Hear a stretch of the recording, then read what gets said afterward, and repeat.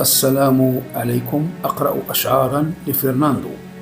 تنفذ إلى الحيوان والإنسان، تحيا خارجيا وداخليا، عبارة عن داخل غير خارج هي، عبارة عن داخل غير خارج هي، وهي ما يسميه الفلاسفة الروح، لكنها ليست الروح هي نفس الحيوان أو الإنسان على النمط الذي يوجد به.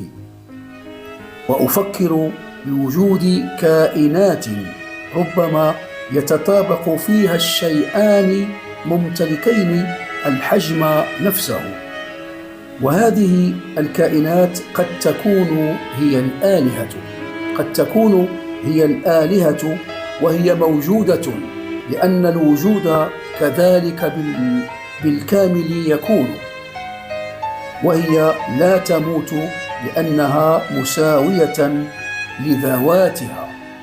شكرا على حسن الإصغاء والتتبع.